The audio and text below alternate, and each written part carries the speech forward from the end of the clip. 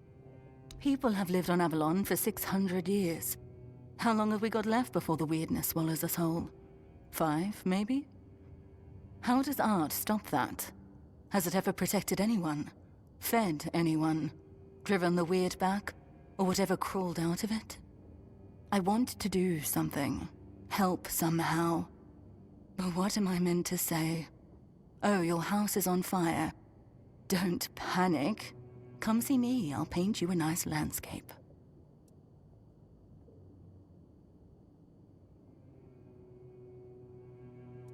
I was an artist for, what, 15, 16 years?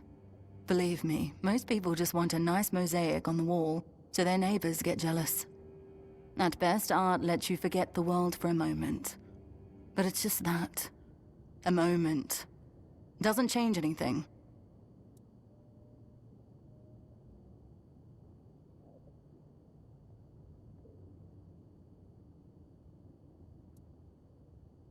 You bought a house in Kunart, even though everyone else is leaving.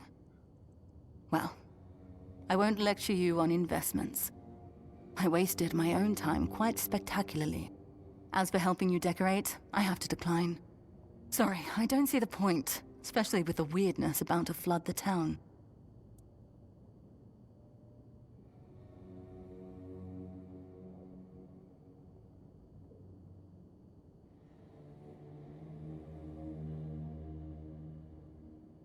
I don't doubt it, but it's not about the money.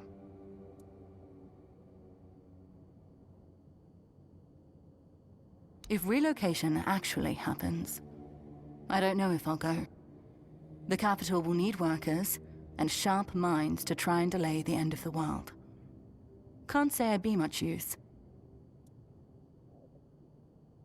Maybe I shouldn't. But lately, it doesn't feel like the world's ending. It feels like it already has. People just haven't accepted it yet. Thanks for the visit. Now, go back to life, whatever's left of it. Haven't you had... You can go.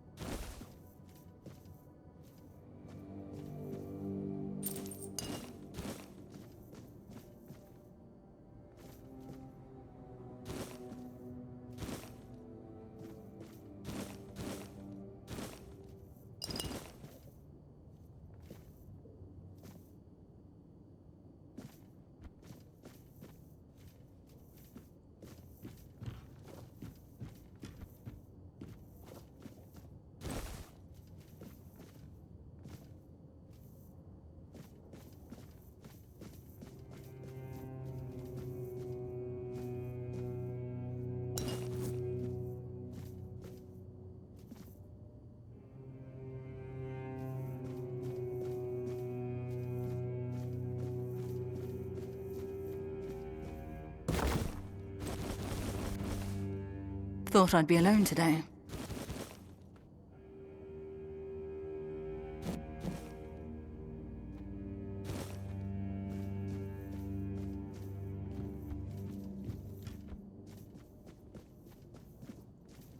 Oh, it's you.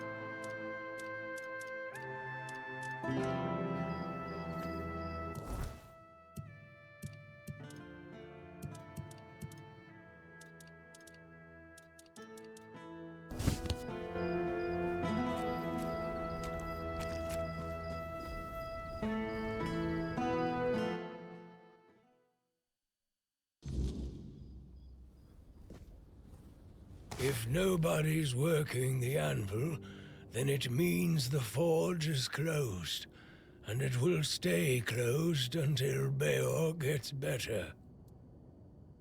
A woman happened.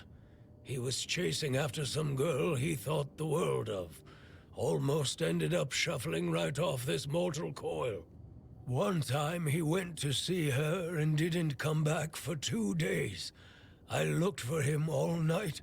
It was only in the morning that I found him. He was all the way on the outskirts of Kurnacht. Alive, but barely. Afterwards, he seemed to be getting better. Everything went back to normal. For a while, I could see that he was starting to struggle with swinging the hammer, until one day, he just passed out completely. Now he just lies there, barely breathing. I have no idea how to help him. Nianti, Maggot, none of them know what's wrong with him either. I told him that it's no use chasing after a girl, that she'll come to him if she wants to. Stupid kid. I feel bad for him. What do I care? Whatever happened there could have been her fault, so excuse me for not running to rescue her. I only know that she wasn't from here. Beor's wound wasn't caused by a mere boar, oh no. Hell knows what happened there. He didn't want to tell me what actually happened, but I know that youngsters in love used to visit this one cave with a spring. It was all hogwash, if you ask me. Maybe they went there and were attacked by weird beasts or something. I don't know. To be fair, I don't give a damn now, and I didn't then either. I only cared that Beor was alive.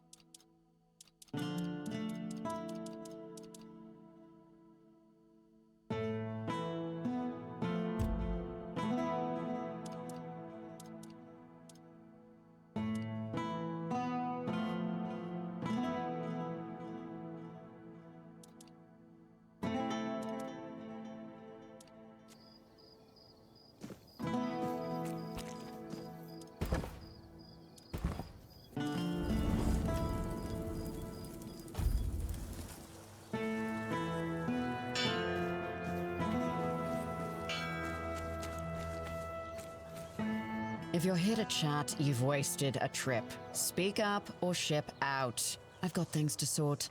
Well, are you standing there for a reason, or is the scenery here all that captivating? Jobs. Check the notice board outside. There's always something that needs doing, and I don't have time to spell it all out. Can you read? Can you lift more than a feather? Then there's work for you. Pleasant is for feasts and fair days, neither of which you'll find here. I'm here to keep us supplied and alive, not to make friends. If you need coddling, you've come to the wrong place. I'm Shine, quartermaster of Camelot's Legion here in Connacht. My job is making sure this Legion doesn't fall apart from lack or neglect. A thankless job, let me assure you. Legate Denholm runs the show here, and I make sure his boots are on solid ground. He's got a head for strategy and a heart for politics. He dreams of dragging Connacht out of the muck and into Camelot's arms. I just keep the wheels greased, so his grand plans don't grind to a halt. My story? Huh. It's locked up tighter than our armory and just about as useful to you. Focus on what you need to do, not on digging up dirt.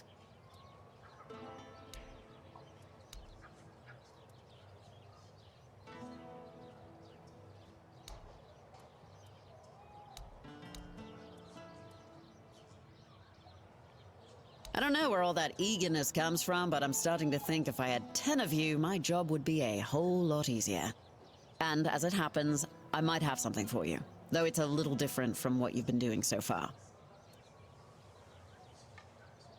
It seems that over the past few weeks, some of our supplies have been going missing. Just small amounts, and I'm not gonna lie, I didn't even notice at first. But when I checked the books at the end of the month, the numbers told the truth. Someone's been stealing the Legion supplies, and I won't stand for it. At first, it was mostly just food, so I figured it must be rats and set up some traps. But not only did the traps turn up empty, the next time I checked, a hammer, a saw, and a couple of knives were missing too. I don't know about you, but I've never heard of a rat that can chew through iron. I thought I did. One of the lads, Percy, volunteered to guard the supplies. Seemed like a decent enough guy, but, well, I guess I was wrong. The next day, Percy was gone, and with him, even more of the supplies. His mates swear he'd never do that. They say that the army was his entire life, but I find it hard to believe. The problem is, the thefts haven't stopped, so I'm guessing he had some accomplices. In the storefront nearby. Maybe you'll find something, because I am all out of ideas.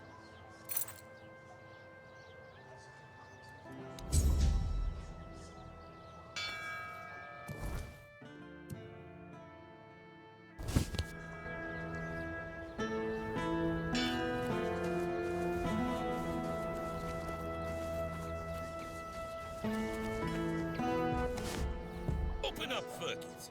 We know you're in there. Get lost! You've taken everything from me. I won't give you anything else. Stop whining and open up. You've got to talk.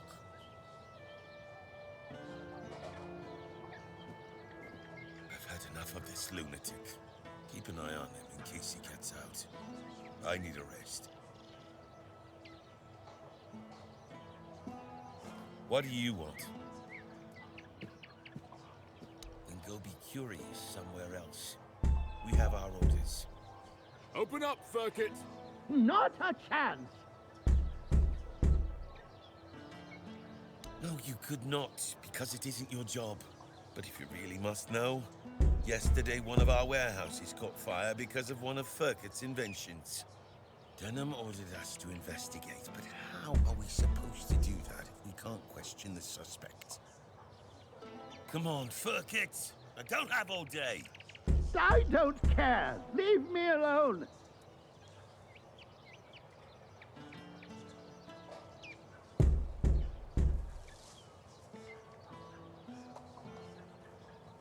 I don't know you either. Why should I trust you with such a delicate task? Forget it. Unless Denham says otherwise, we'll keep at it until he relents. Furkit! Get lost!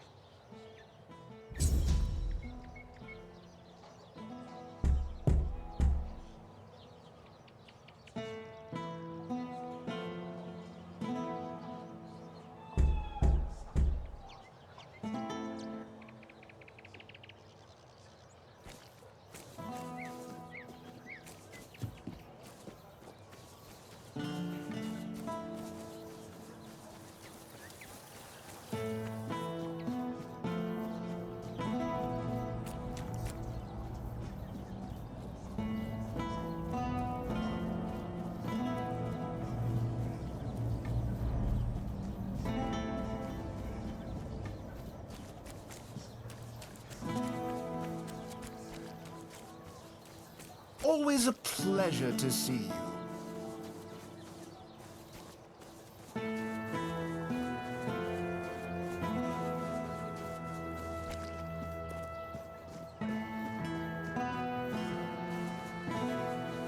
Have some spare food or cook.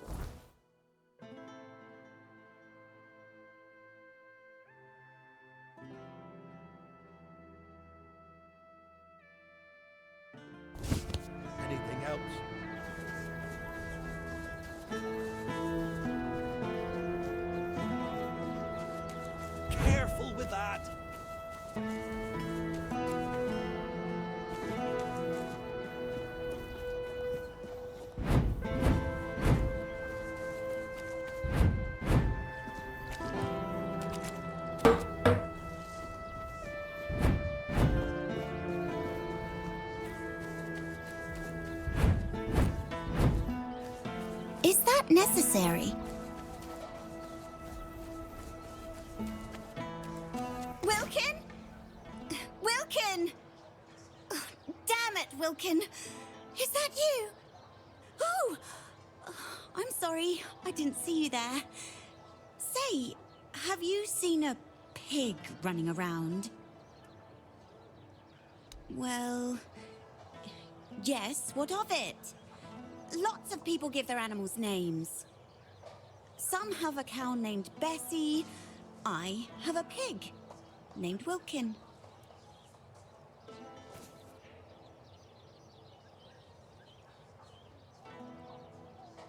Butcher them? Oh, sweet old mother. I haven't even thought about that. What if someone ate him? Please, please, you have to help me find Wilkin before something terrible happens.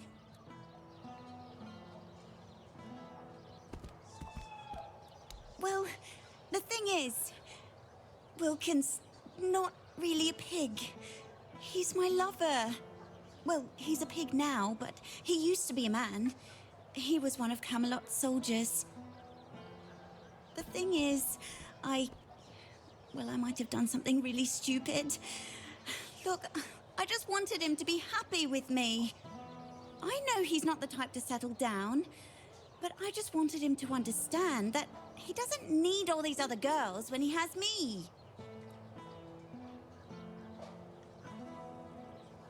I went to see a witch that lives outside Connacht. See? Here. I'll show you on the map. They say that if you really, really want something, she'll appear and grant your wish. To be fair, I thought it was just an old wives' tale. I mean, nobody can live that long. Not even a witch. But I decided to see for myself, and there she was. She gave me a potion. She told me to add it to my beloved's meal, and that would be it. He'd be right by my side, as happy as a pig in mud, just as I wanted.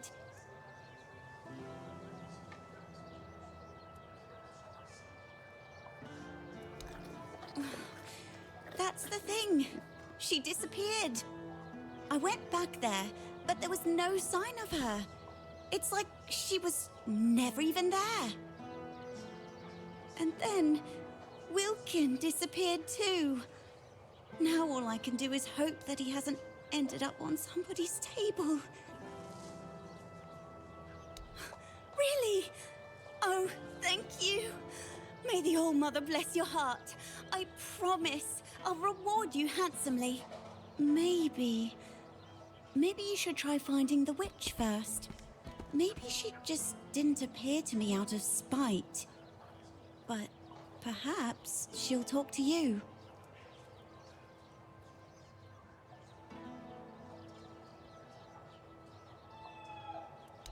Huh. You do have a point. I'll stay here in case Wilkin comes back. Oh, goodness, I just hope it's not too late.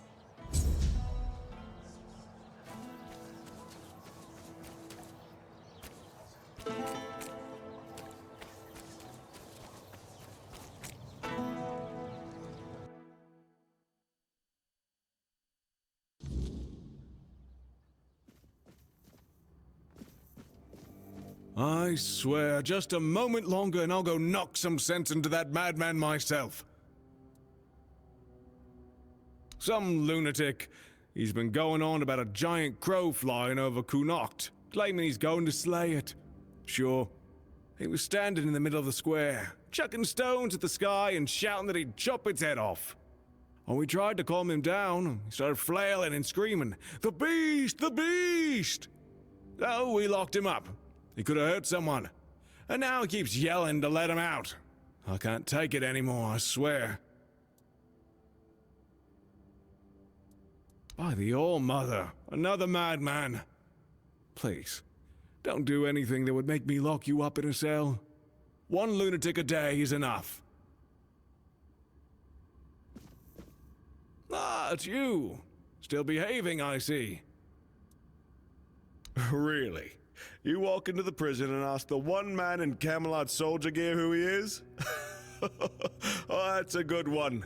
Well, stranger, I'm Flad, and I am a prison guard. Fortunately, I'm not terribly overworked, now that most people have either left for Camelot or died of Red Plague. Oh, was that insensitive? My apologies.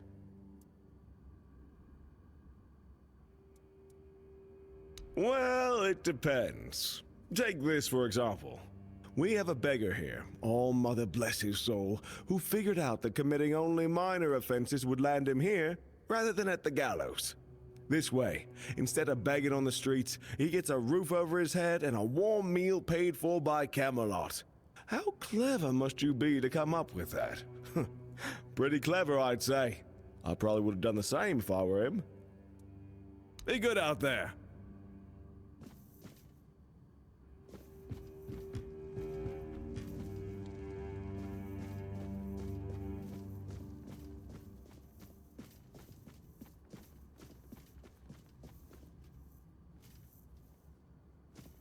Great heavens! It's you! Fate has brought us together once more, friend. What luck! 100-fold luck! Do you remember me? I'm Barak, the Cursed Knight. Well, not so cursed anymore, thanks to you.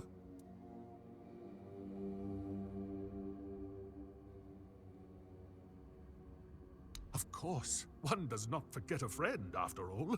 You must help me once more. These fools have locked me in a cell. They refuse to believe the beast is a danger to them. I just wanted to slay it, for I fear nothing anymore. A giant crow, harbinger of doom, a keeper of misfortune. I wouldn't be surprised if the very existence of that monster is why the people of Connacht are faring so poorly. Just as I was cursed once, they might be cursed as well.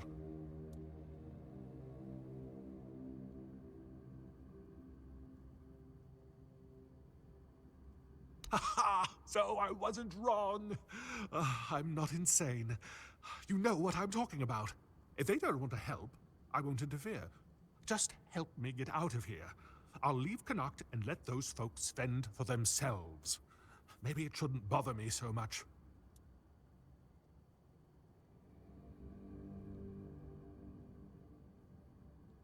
I promise I'll behave. Maybe yelling in the square and throwing stones was a bit too much. After everything I've been through, I don't want to die in a cell.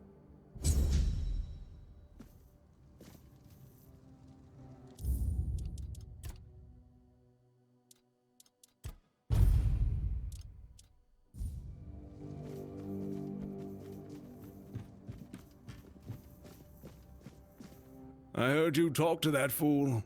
Well then, did you get an earful about the beast?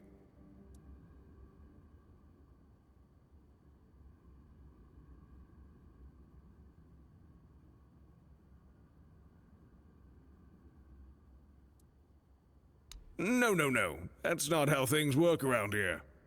You do something wrong, you pay a fine. And if you don't have the coin, you serve your time. That knight is a pauper. Not a single gold coin to his name. He has to serve his time. Well, yes, but I don't see why you'd want to do that. Besides, it's not exactly a small amount. This fellow's fine comes to a neat 5,000 gold.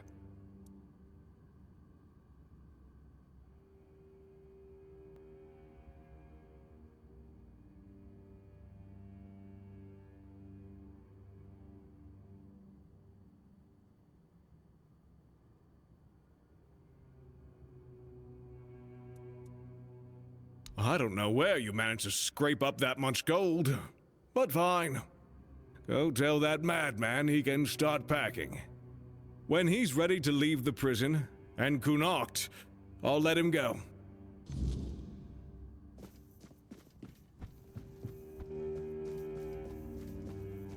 You can't imagine how my heart rejoices that you didn't leave me here. So? Of course. If they want to face the beast on their own, that's none of my concern. I wonder where I'll go. I've heard there are beasts lurking around the Forlorn Swords. I should head there. One less beast means at least one human life saved. I fear nothing anymore. I can do it. Thank you again, my friend. Farewell.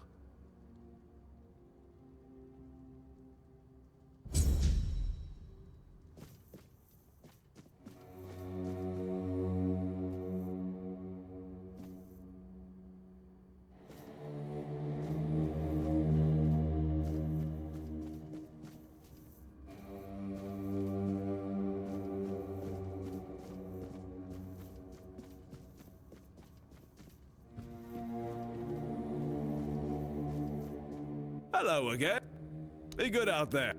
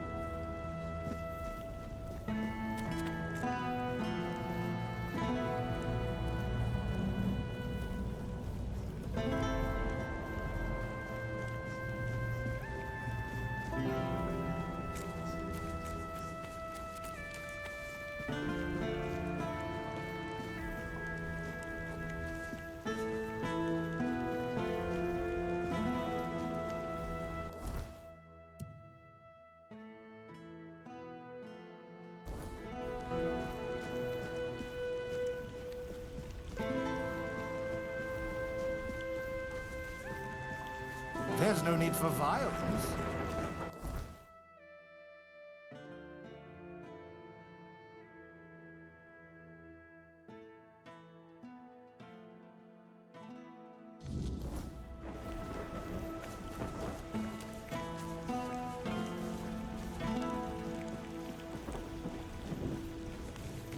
Have some spare food.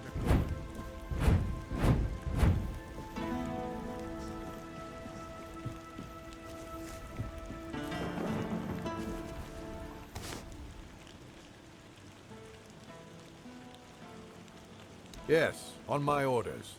Verkett needs to give me an explanation for a very unfortunate accident in which innocent soldiers were hurt. One of our warehouses burned down. The one where we kept all of Verkett's inventions. My men suspect sabotage, which isn't exactly unheard of around here. I do have my doubts, though. They say Verkett is a madman, and madmen tend to be poor planners. Trust me, I know all about it. He's a local inventor, and as far as I know, doesn't have the best reputation in Connacht. At the moment, at least. There was a time when he was quite useful. He invented various machines for more efficient farming and other practical applications.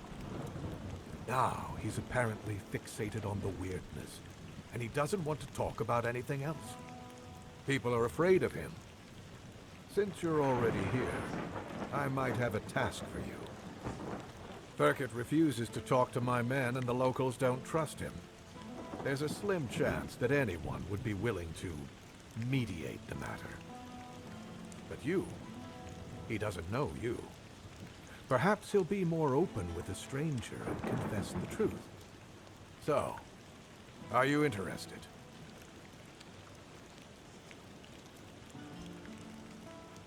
You can ask him if he set fire to our warehouse on purpose.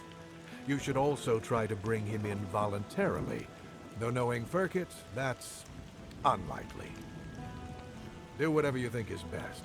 I just want to find out who is responsible for this accident and make an informed decision based on that. Here are the orders. Show them to the boys by the gate and they'll let you in to see Burkett. As soon as you find out what happened with Burkett, report back to me immediately.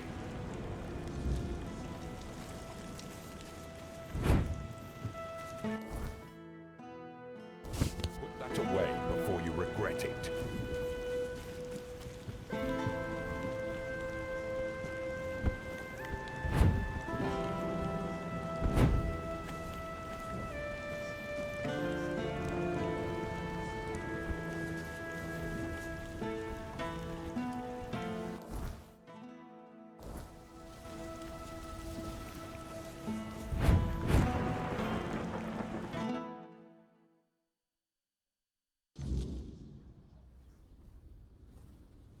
Whoa!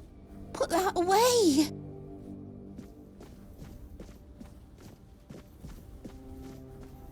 Watch over us, now and in the hour of darkness. Keep us from the reach of the weird. Oh, by the All-Mother. You startled me, but please come in. It's been so long since I've had any company.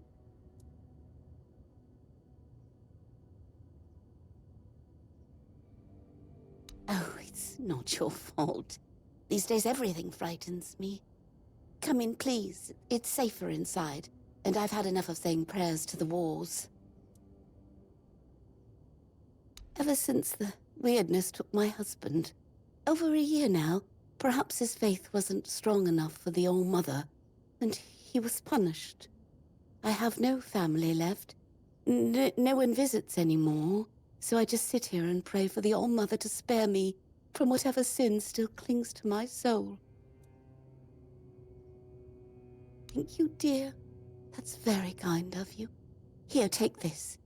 It's a charm I made. I left it by the All-Mother's shrine for 7 days and nights. May the goddess watch over you.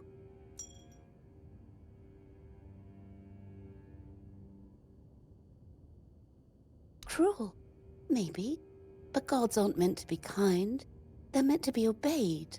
And if Lanford failed her, then I mustn't.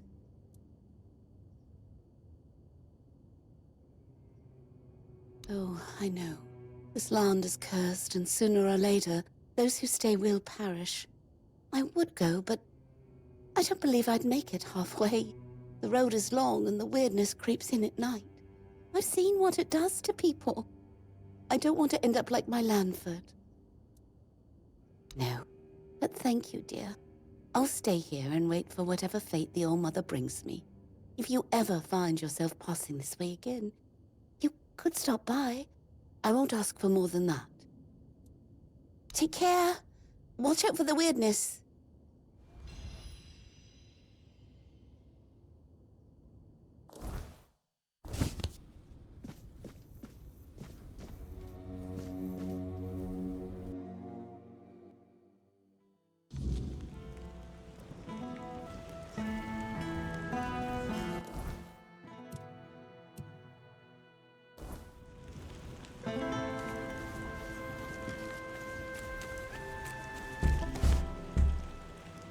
The seal looks good.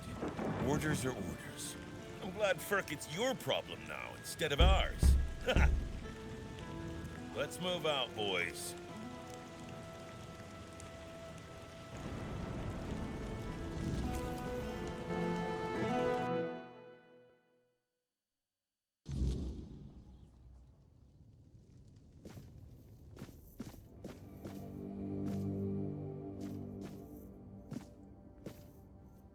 Who are you? Did Camelot send you? I'm not talking to those thieves. Get lost.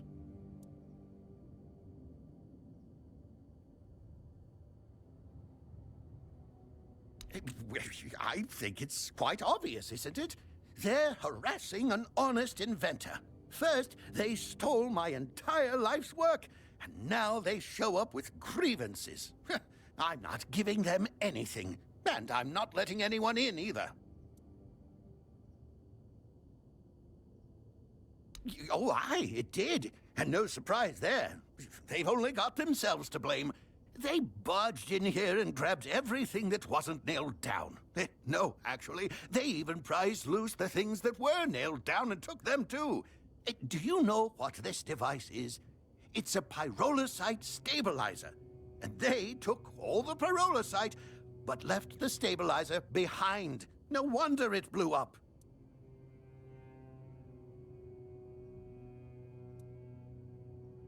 Well, pyrolusite is a wondrous substance. It can create fire anywhere you are. All you need is a drop of pyrolusite, add a little spit, and there you have it. Oh, it also amplifies the power of weird fires. Isn't that marvelous?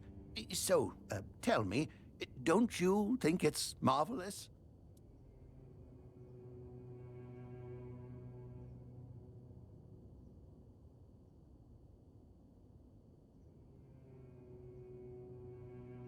Exactly! But all great inventions need painstaking preparation. It takes years of experimentation to make them safe for use. As you can see, my pyrolusite isn't stable yet. That's why the stabilizer is essential. Without it, it's still a dangerous substance.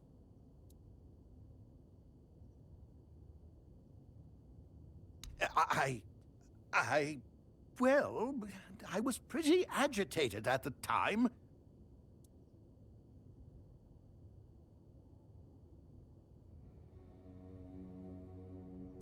Exactly. It's their own fault. All I want to do is keep living my life and to keep creating.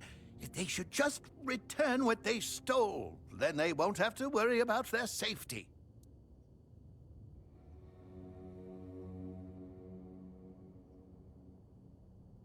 You would do that for me? A stranger in Connacht and not even from Camelot? Thank you. Whatever happens, thank you for acting as our intermediary. I think we could all use an impartial perspective on this entire tragic situation. Goodbye. It was nice talking to someone normal for once.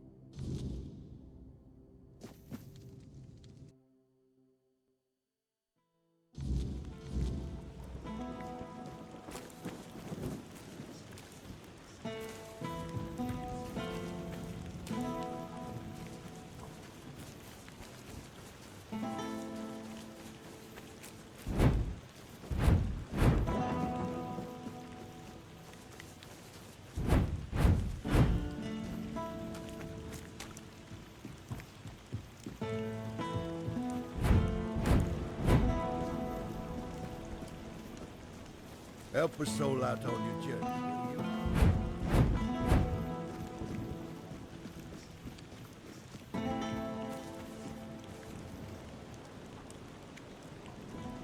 I'll await your return.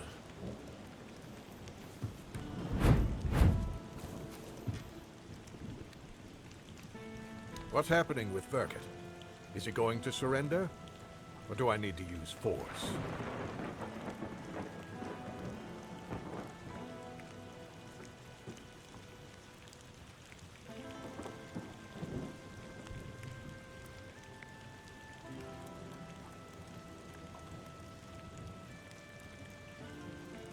That's a serious accusation.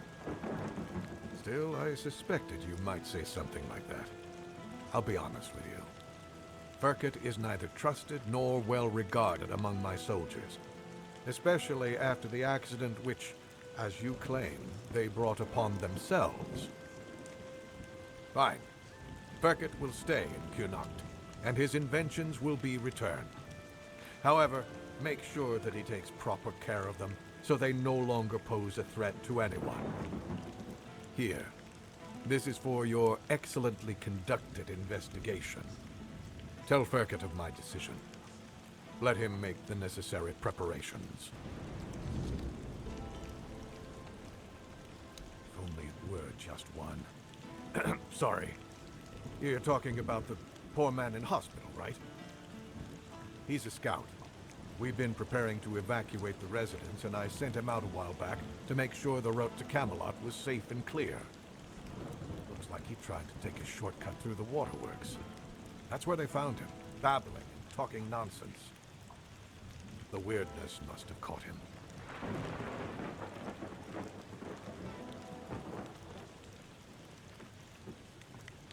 Pray to the All-Mother. Although, truth be told, although I've seen plenty fall victim to the weirdness, I've yet to see any divine intervention from our goddess. But you could help me. You look like someone who's seen a fair bit of Avalon and isn't afraid to travel alone. I could use someone like that to finish the job my scout couldn't complete. Of course, you'd be properly compensated. Take the road to Camelot, all the way to the Iron Gate, and report back on whether it's clear. Handle any smaller threats yourself, and tell me about any larger ones. The sooner the better. Think you can manage that?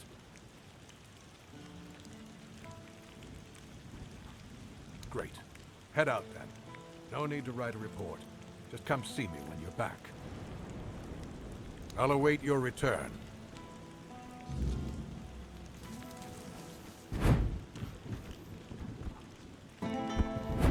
Oh!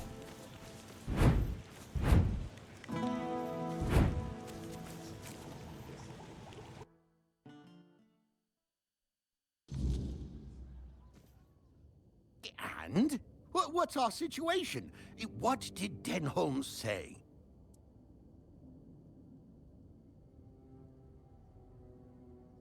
Oh, so does this mean Camelot still has a working brain among its ranks? Incredible. Very well. A deal is a deal. I'll begin production of weird candles, and you've done well. In return, I'll offer you a discount on my products and allow you to use my house. Feel free to cook and sleep there whenever you like. I rarely indulge in those distractions. But remember, never, ever interrupt my work.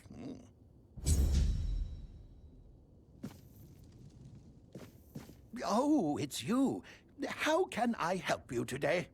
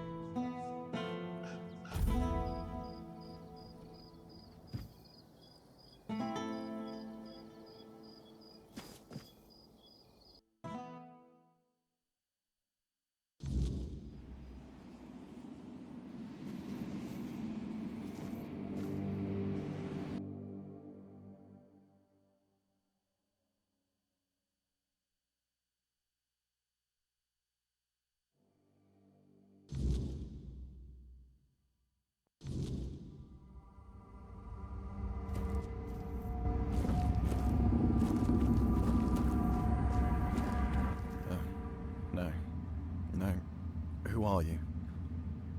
What are you doing here? Gods, please don't tell me they sent you after me.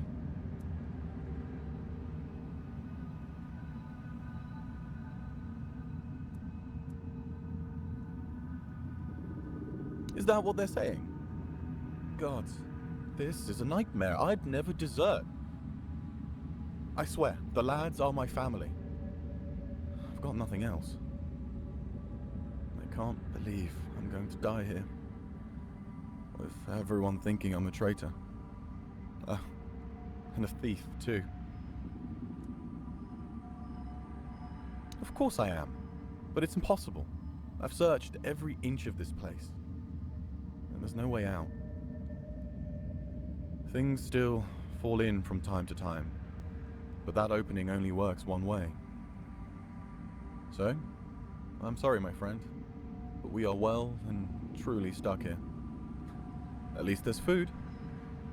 But if they move the supplies, we're done for.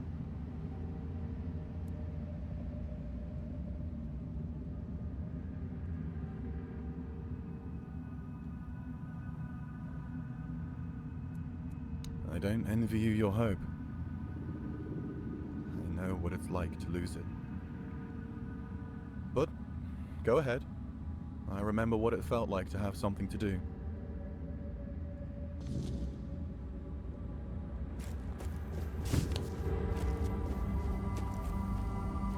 feels like I've been stuck here for ages.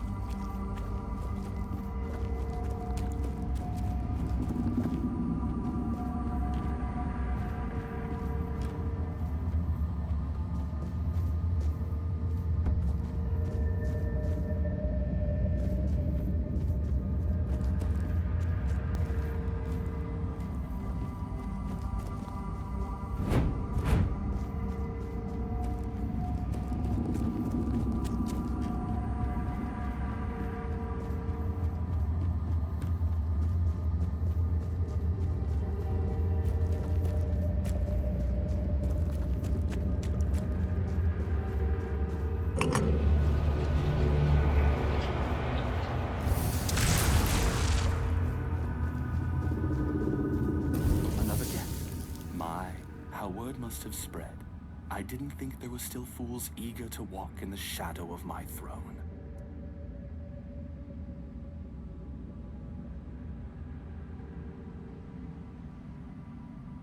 I am Garrick Tarian, rightful lord of Connacht, blood of Palamedes, born to rule, my legacy squandered by lesser men. And yet, here I sit, not in a hall of marble, but in this realm of broken things. Because I made a mistake, a single, miscalculated mistake. I toyed with the wrong woman. I thought she was just another pawn in my game, a trinket to be used and discarded. But she was no trinket. She was a Bandrui, a woman of power, of the old ways. And she cursed me for my arrogance. And all I wanted was to live longer.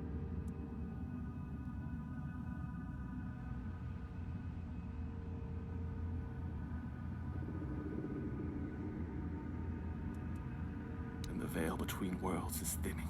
The weirdness does not break easily, only when the fabric of reality itself begins to fray.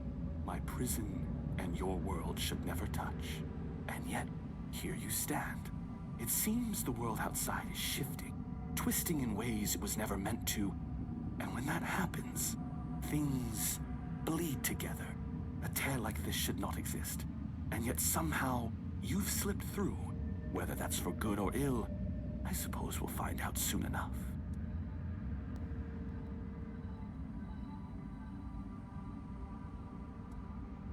This is a prison, woven from the fabric of the weirdness itself.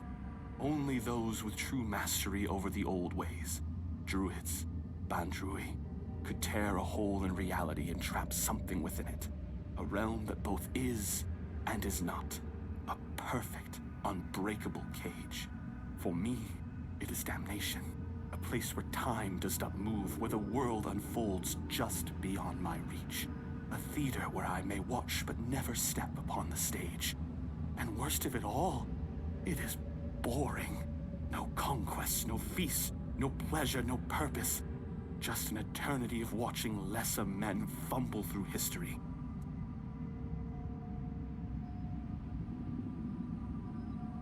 Yes, and then some, as you can see. Eternal life. Sounds like a gift, doesn't it? But no. I was not given life, only existence, trapped in this mockery of a world able to watch, to see, but never to touch. I have seen my house crumble, I have seen weak men take what was once mine, and I have seen it all from behind a veil I can never tear.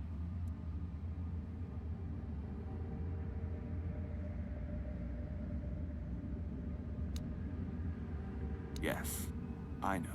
You think this prison blinds me? No. I see the world. I watch my bloodline waste what was once carved in iron and fear. And Yvain, he is the true downfall of House Tarian. A soft-bellied fawn, too weak to hold the reins, too fearful to demand what is his by right. He is not my heir. He is the ghost of a great house, waiting to fade.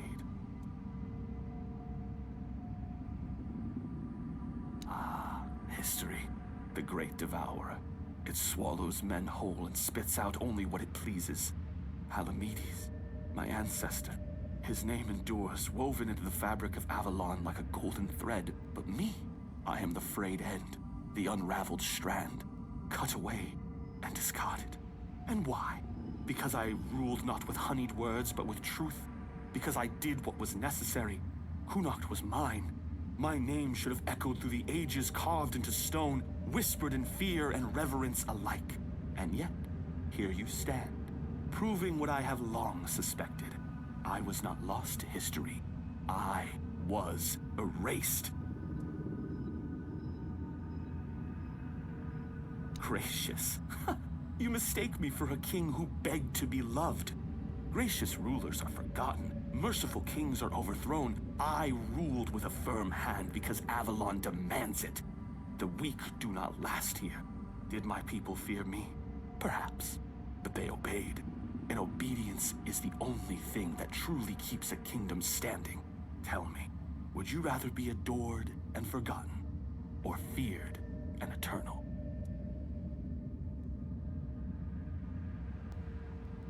Haha, clever. But this was not history's doing. This was her doing.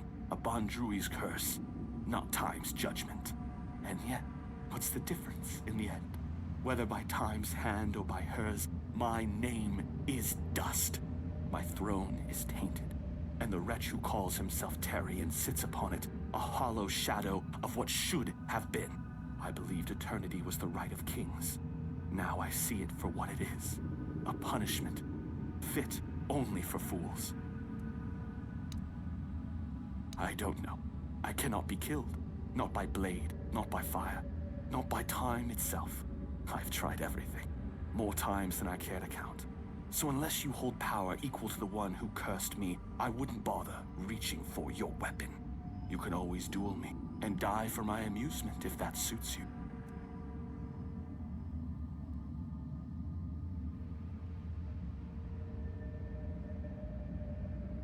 Oh, now that is a bold claim. You are not the first to make such an offer, nor would you be the first to fall. What am I, to refuse a dance? Come then, let's see if your blade can carve deeper than fate itself.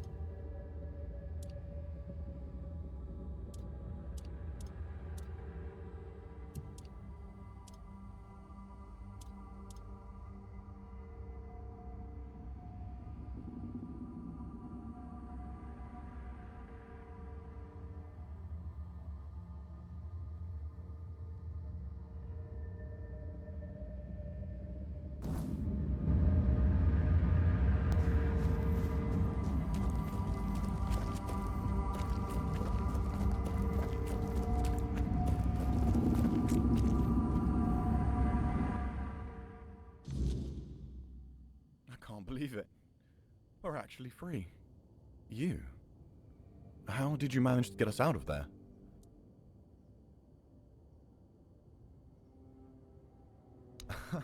That I don't doubt, my friend. Oh, it's so good to be back. Funny, I didn't realize it before, but even the air in that place was different. Guess I'll go report to Shine. Honestly, I'm glad you were there with me. She'd never believe me otherwise.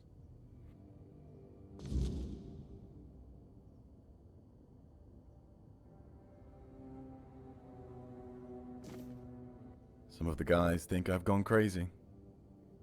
But at least no one...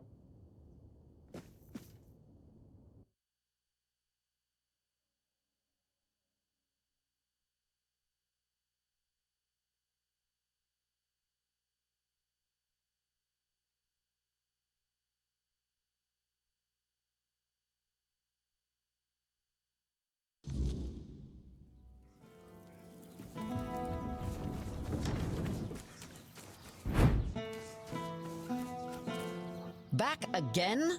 Well, time is short and so is my patience.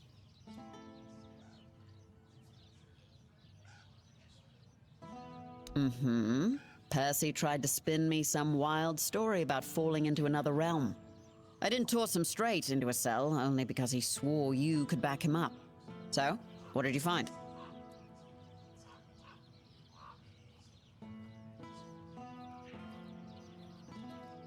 You're pulling my leg, aren't you? Tell me this is some elaborate prank you two cooked up. Oh, mother have mercy. Can nothing in this goddamn place just be normal? I may be a bit of a city woman, but you can't tell me that it's normal to have creatures made of bloody straw attacking outside the walls. And now you're saying there are cracks in the world. Does that mean I need to move my supplies?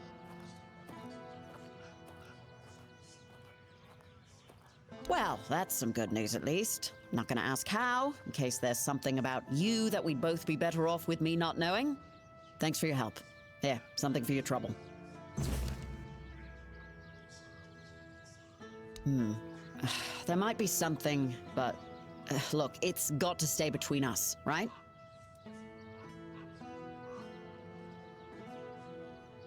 Well, one of our warehouses burned down recently, completely down to the ground. When I checked what was left, I found a trapdoor.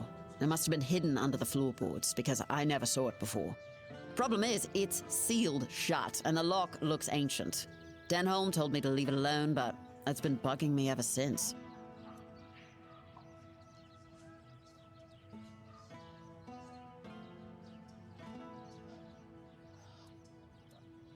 Great. Let me know what you find. Even if it's just a pile of rotten grain, I just want to know and be done with it. Oh, and one more thing. There's someone in Connacht who could help you get through that lock. Name's Filth. Lives in what's left of the Eastern Tower.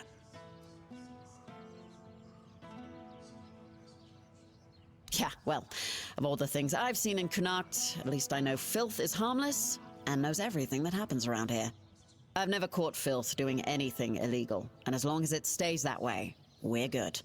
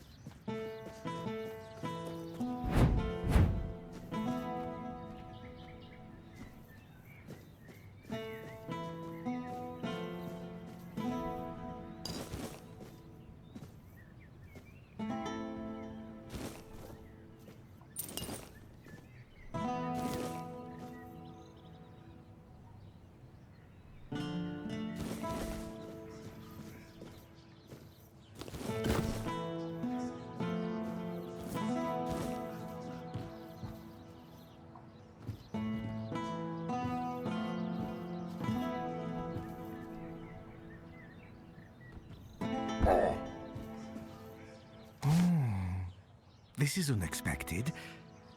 You look beautiful, you know, and you have a beautiful soul. Maybe even more than just one.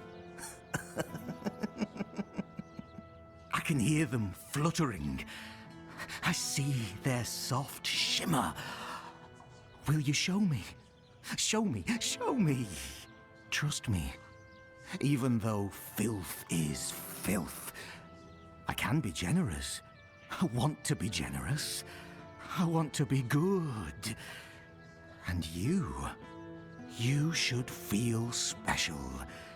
That could happen. Souls, trinkets, all those that belonged to others, but are now yours, because you dared to reach for them. For you. A blessing of sophistication, or perhaps splendor. For those who have had something taken away, a blessing of absence. Even lack can be worth experiencing. Deeply and intensely. Coins, items become coins. They gain a soul. A man who is a scavenger, whether he's filth or not, also possesses a soul. Strong, shimmering, fluttering. A soul that yearns. Nothing more than a mongrel. Filth.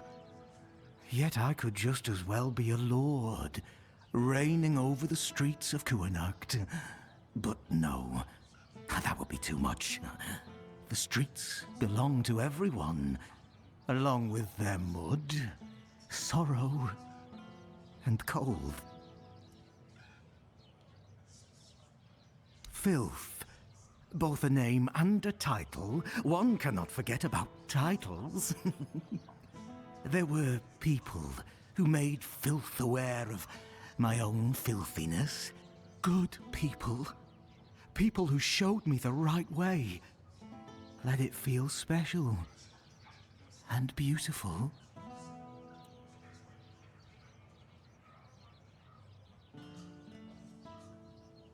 Ah, the gateway to the hidden beggar's kingdom. To open it, you'll need a royal scepter.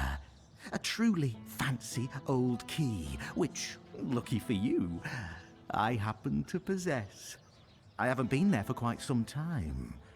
I'll lend you my key, but only if you promise to retrieve something that was left behind for me. A curious cube. It has symbols and moves, and it tinkles delightfully. Very interesting and amusing. The first time I was there, I was too afraid to bring it to the surface. Didn't want others to look at it. But now, I want to have it here. Here.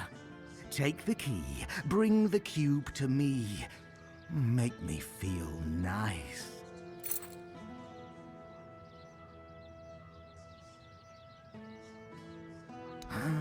The secret of a scavenger.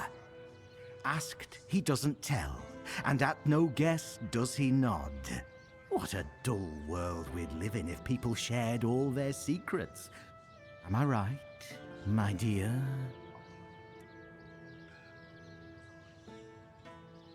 Oh, of course not.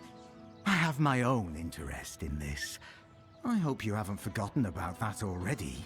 Besides, would you really take a borrowed gift with no intention of returning it? Shattering the fragile beggar's trust I've placed in you? No, no. You wouldn't do that, would you? You know very well that such things only bring about rather unpleasant outcomes. Oh, one more thing. If you have anything that once belonged to someone else, I'll gladly take care of it.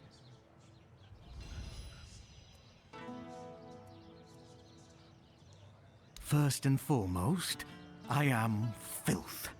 And filth is at your service. Heavy souls don't rest so heavy on filth.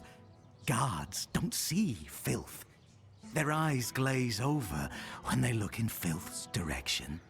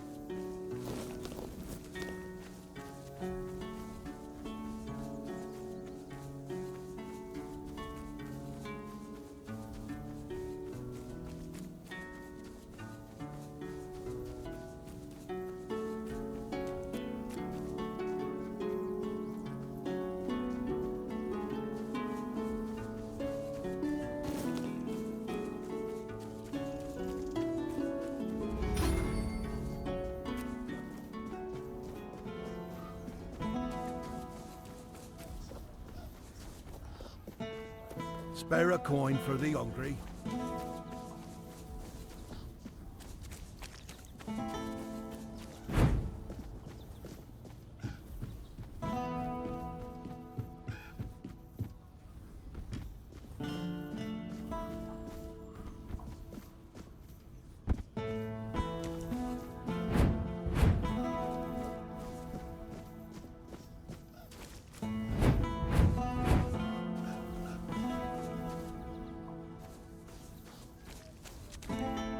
You're here.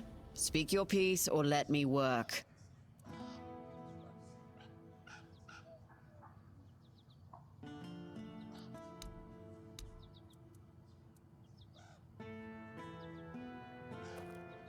Born and raised, yeah. My family has an estate in the country, but I never liked going there. All that space and nothing to do. Not even a good tavern in sight. I don't know how people live like that.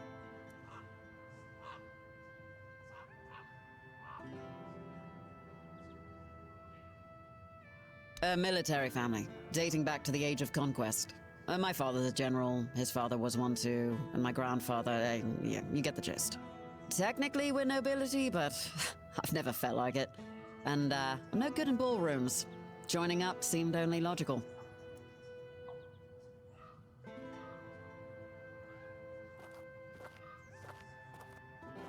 There aren't. It's a tough life, you know? Most women aren't built for it.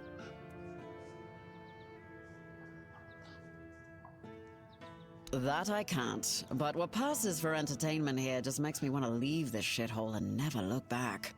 Can't wait for the order to march out. And? What was inside? Don't leave me hanging.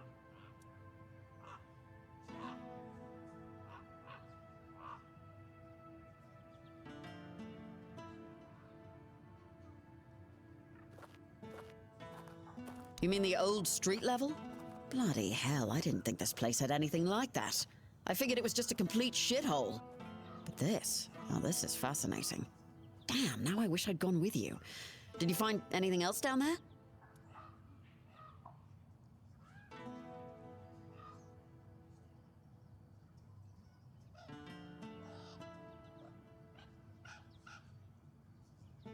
Of course I am. It's history. About the only thing I ever enjoyed learning. Though mostly it was just battles and strategy. I like hearing about the cities too. I know Camelot has its older levels. Never been there though. There's curious and then there's suicidal. But Connacht?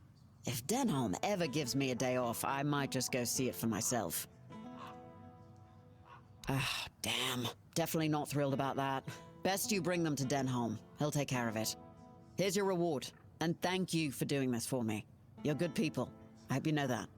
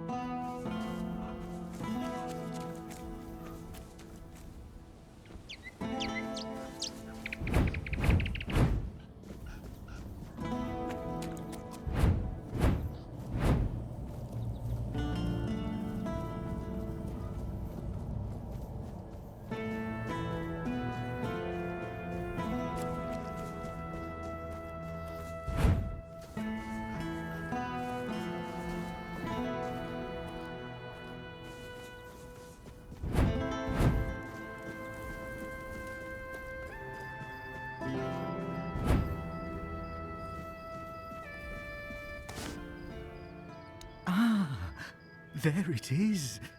Oh, how I've missed this little marvel. Ah, yes, just as I remember.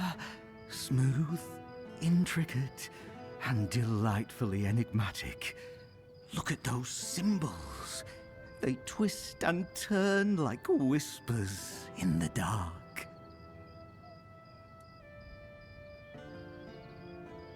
Oh, That faint hum.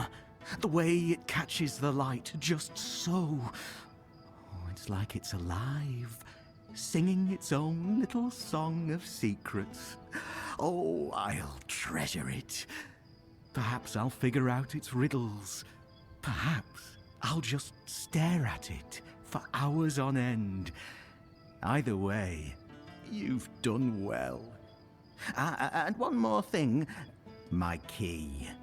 You didn't think I'd let you keep it, did you? A treasure for a treasure, as it should be.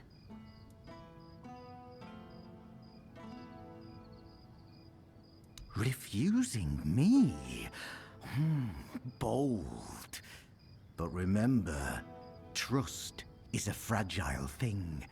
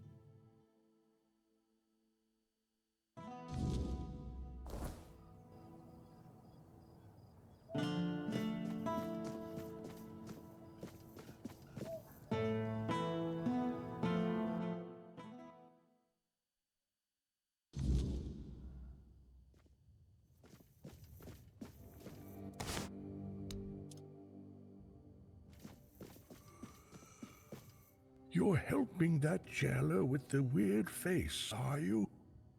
Might as well throw me in the stocks then. I ain't going down peaceful, that's for sure. I want to go to my family.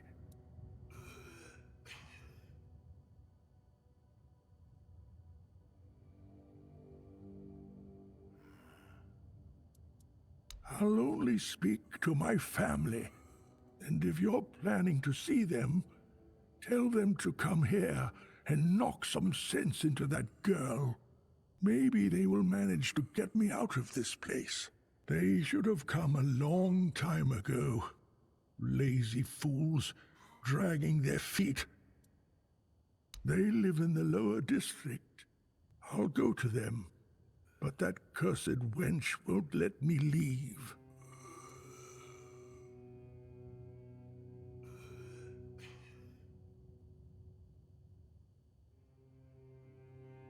Bollocks. There's been no Red Death since King Arthur's times. I bet she's the one who filled your head with all that nonsense, eh? Don't listen to her. You can tell right away that nothing good comes from her. Good folk don't end up twisted like she is.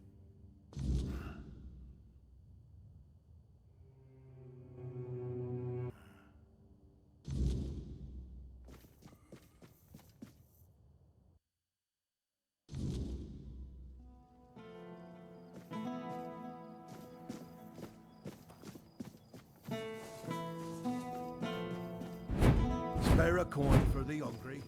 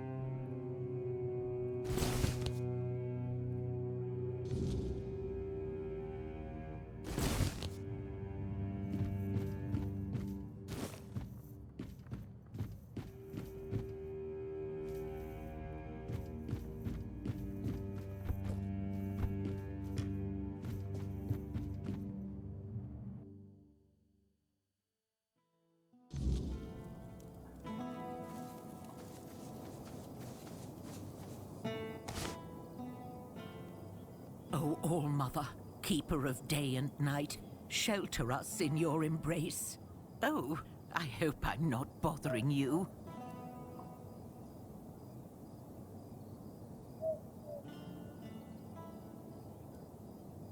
Don't worry about me. I don't have much time left anyway. Look after yourself, though. You've got a lot of life ahead of you. My family. My daughter, her husband, and my grandson. We all used to live in this house together. Now, I don't even know whether they're still inside.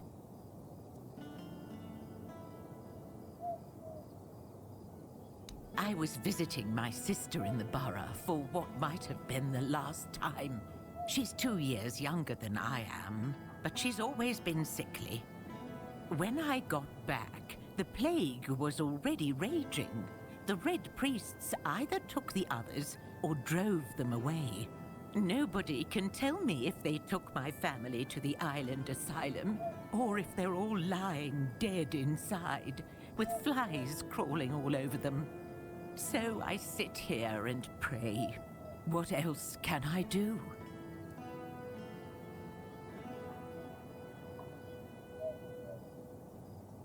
Thank you.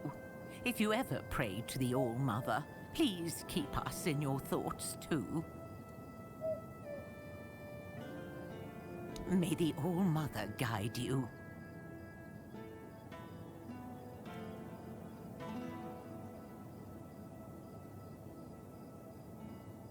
Yes, of course. They heal people there. The Red Priests really know their stuff. And now you're healthy. I prayed to the All-Mother, although maybe I should start praying to the Prophet too, that the priests watch over my family in the asylum.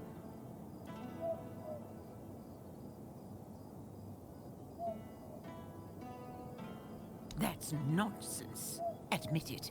You've taken some of Maggot's mushrooms, haven't you?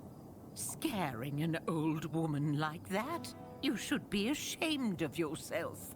If you don't have anything useful to say, then leave me alone. Let me pray in peace. Go away. Let me die in peace.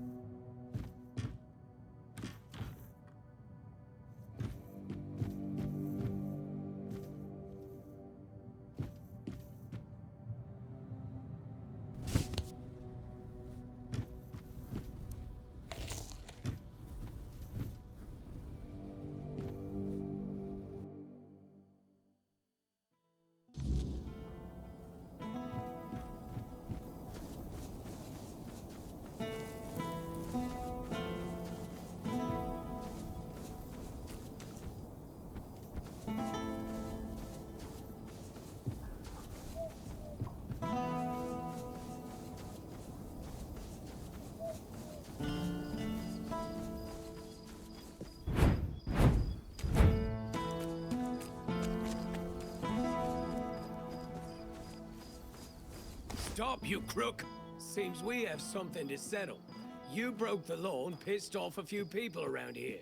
Especially me. You'll pay the fine, or we'll resolve the situation in another way. Choice is yours.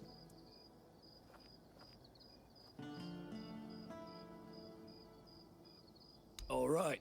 Let's hope we don't have a repeat of this conversation.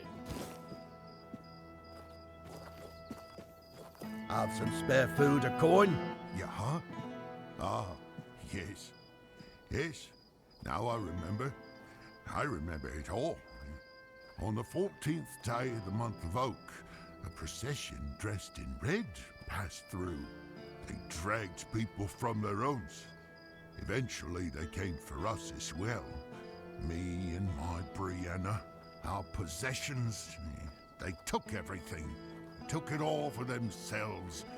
Now, I have nothing left. I'm just a poor man. Please, save me. Please.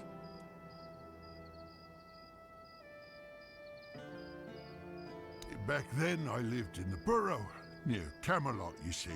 I was there when the priests came with a crowd of penitents, dressed in robes made of parchment laden with the word. The priests cracked their holy whips and delivered fiery speeches. No more Red Death, no more suffering. No, but I was cured nonetheless. I gave up everything for the cure. I gave up Brianna and all my possessions. I had to cleanse myself. Yes, now I am pure. Can you see? Can you see? Yes, now I am pure. Can you see? Can you see? Thank you. Thank you. May the word of the prophet guide you.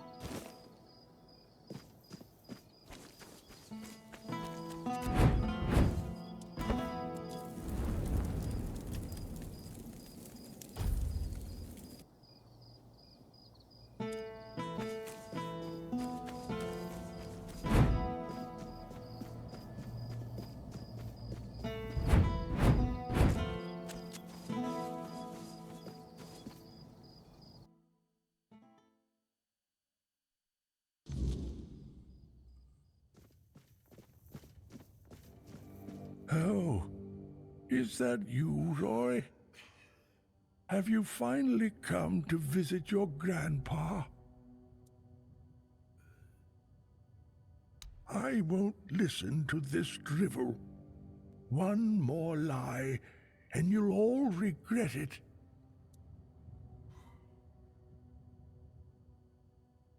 Anyone could write such nonsense. That's it. I've had enough of your scheming. Goodbye.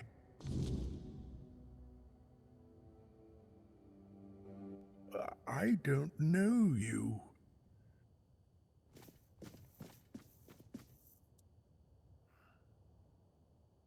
Damn it. Damn it. I know you tried. This isn't your fault. It's mine. Wilbur was my patient. I can't run this hospital all on my own. It's an impossible task.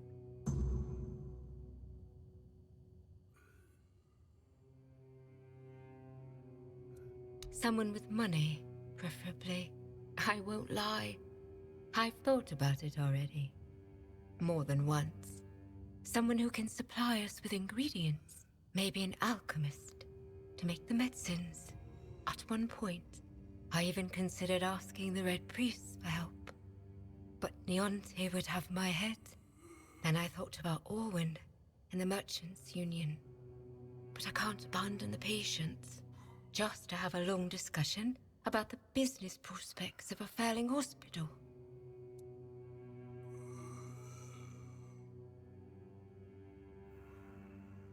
Huh. What doesn't she have against them? First, she abhors the doctrine of K, on a purely theological level. Her words, not mine. And then it's all about politics. She says The influence of the Red Church is undermining the position of the All-Mother on Avalon. I don't know. Maybe people just turn to whoever is willing to help. If the priestesses aren't enough, someone has to step in.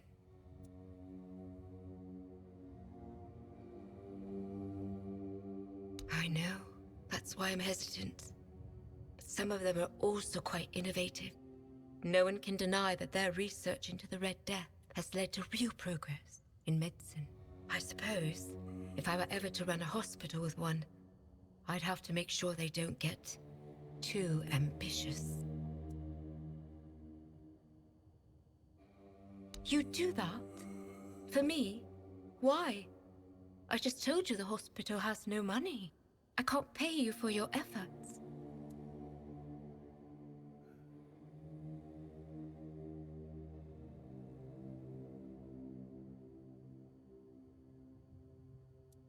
That's very noble of you. But still, when the hospital is back on its feet, I'll find a way to repay you. Thank you. Even if it doesn't work out. Your offer means the world to me. I've been alone with this for so long. It's good to finally have some hope.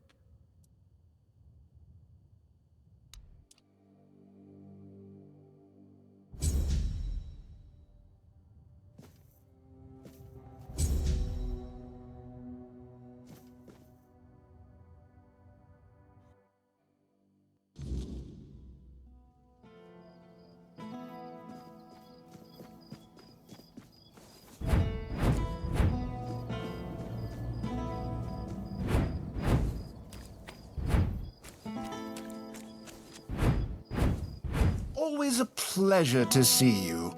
If it's quality you seek, you've come to the right place.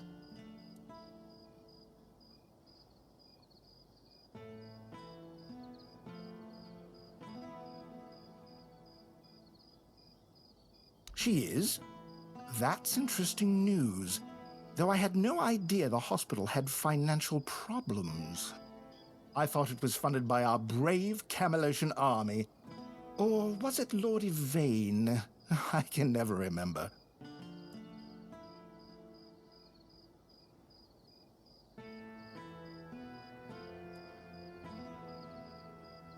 Who in turn dumped the entire responsibility onto her poor apprentice.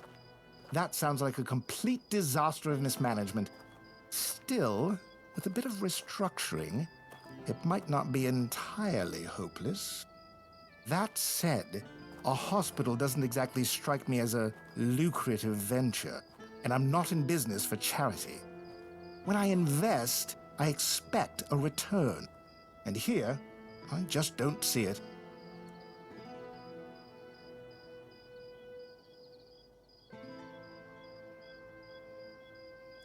That's true. But in Connacht, people would sooner dig up their grandmother's miracle recipes than pay for something they used to get for free. I need some concrete ideas.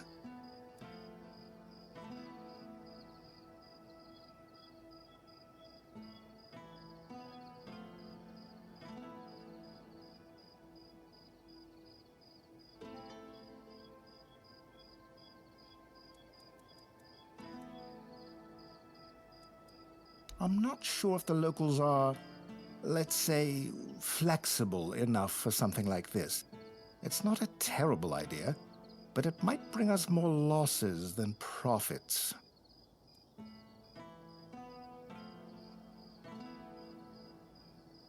Fine, I just hope we don't all end up regretting this. You'll need to get others on board, so try to show a little enthusiasm when you talk to them. Start with Bonksy and Osmond, then speak to Erwin. We'll need an alchemist, after all. The more support we have, the better. I wasn't expecting company.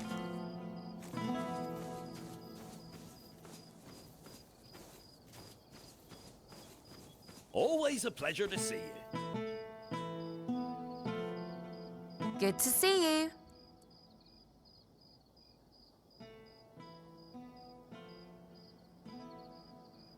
I don't know. I got an offer to supply ingredients for healing potions. But honestly, That doesn't sound very exciting.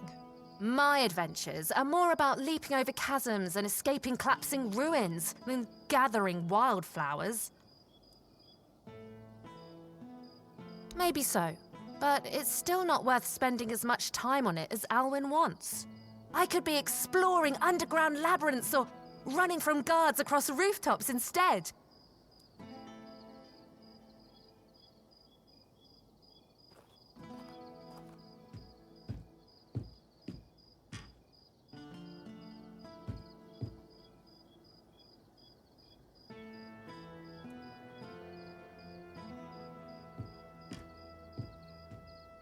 That would turn my travels into a list of chores instead of an adventure. No, thank you. I'd rather focus on the experience than constantly think about work. I'll turn Alwyn down. Life's too short for boring stuff like that.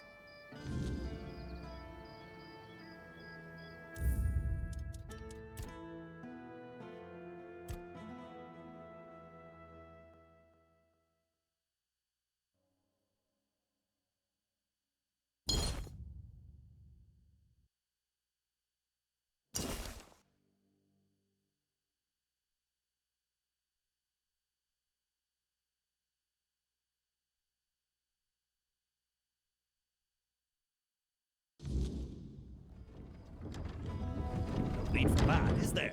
Good to see you. I don't know. I got my adventure. Maybe I could be.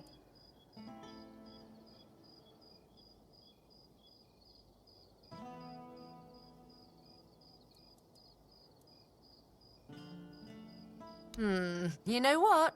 You're right. That could work. I can't go anywhere until I sell off all my wares. How about it? Want to take the lot? I'll give you a big discount. Yes? Did you manage to scrape together the money? Oh, I hope so. I'm starting to feel like I'm rooted to this spot.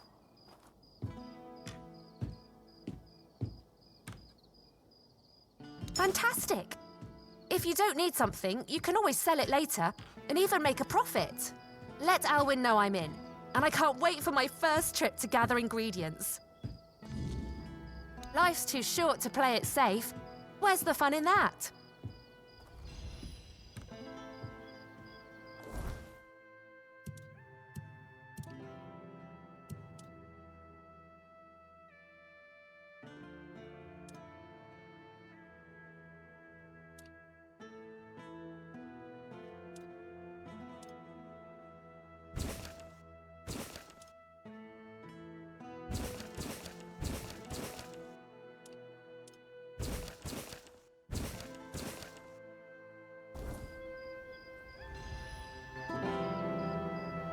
Good to see you.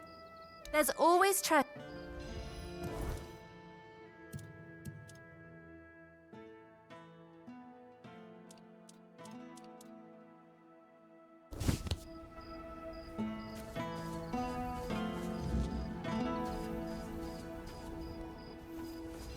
Let's keep this calm, shall we? Welcome. Looking for something specific? And I assume you're here to hand me an invitation? Let's skip the pleasantries. Why would merchants take over the patronage of a hospital? And why should I have anything to do with it? Touching, but I'll have to disappoint you. I couldn't care less. The people of Connacht have always had a knack for entrusting their lives to magical scarecrows, like that men here looming over us. As you can see, wisdom isn't there.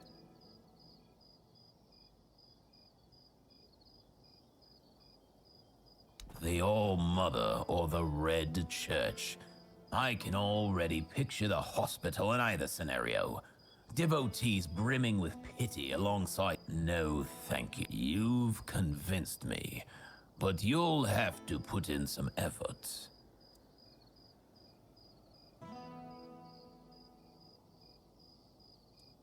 I've been having a serious problem with my supplies lately. The Red Church is hoarding every remotely valuable alchemical ingredient for themselves. Here's a list of items I particularly need. Come back when you have everything. Then I'll join this union, whatever that turns out to be. Now off with you. You've got plenty of work ahead.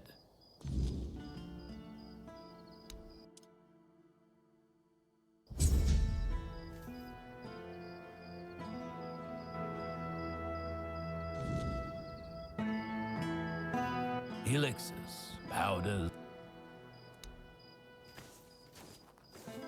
Oh, hello there. Hello. Coming back to me, I... Oh, how did it go? Did he read it? What did he say? So what? Just Hello.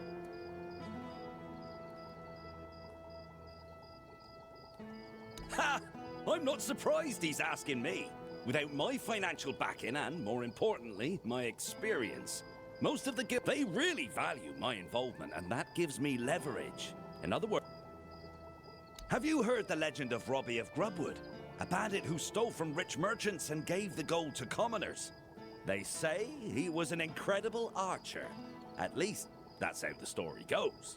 People say the same about me, but I'm still waiting for someone to write a song about me, like they did for Robbie. It's only a matter of time. Robbie's long dead. I heard someone in his gang betrayed him. He's buried in a tomb not far from here, along with his bow. And that bow has been on my mind for a while now, you see. According to legend, it's made from centuries-old yew, and enchanted by a druid whose life Robbie once saved. Bring me that bow, and I'll support Alwyn's investment. What do you say? That's what I like to hear. I always say sticking close to older, more experienced folks is worth it. There's so much you can learn from them. Am I right? Of course I am!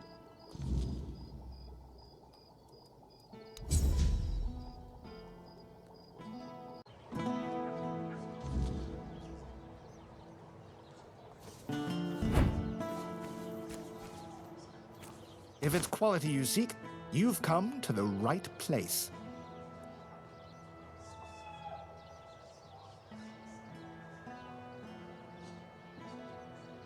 Well, that's not ideal. I was hoping at least most of them would be willing to invest.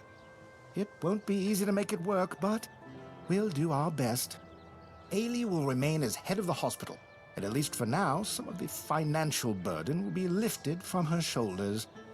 As for the future, well, who knows? Avalon is vast and full of opportunities. Maybe something else will come our way.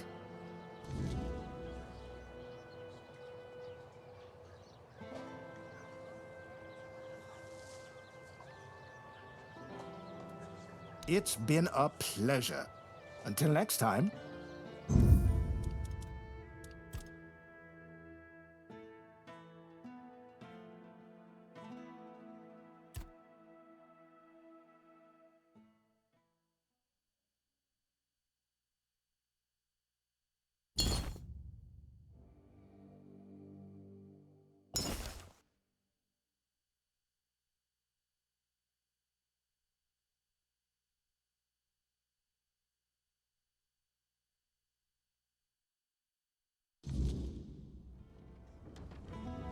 No need for that, is there? Hello. Coming back to me, I see.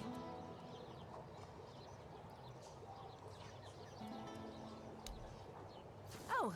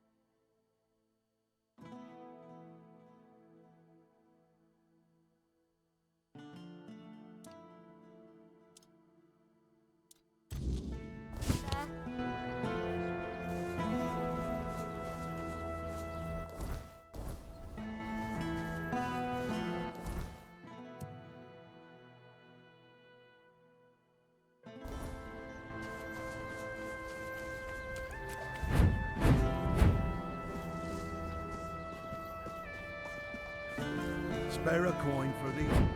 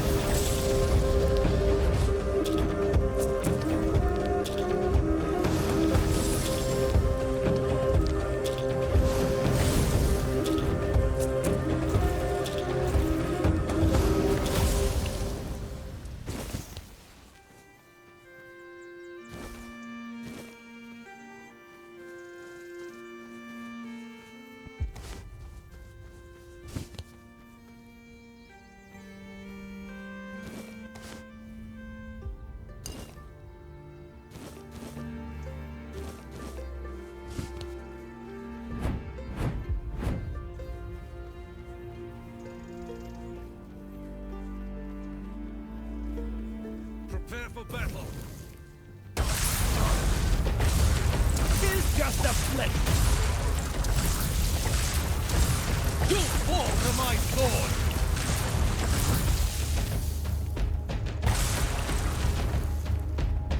You fall to my sword.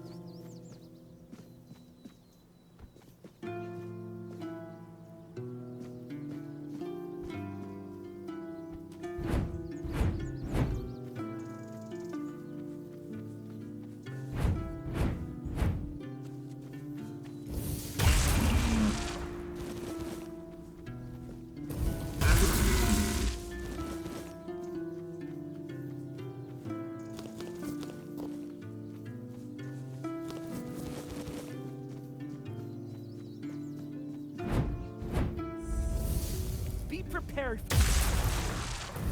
We may be in for a fight. You fall to my sword.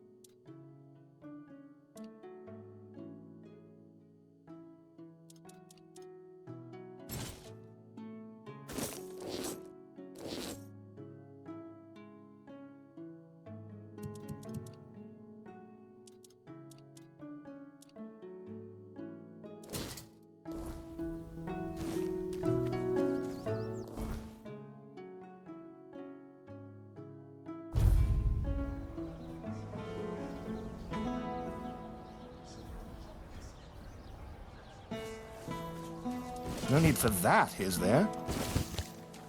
Ah.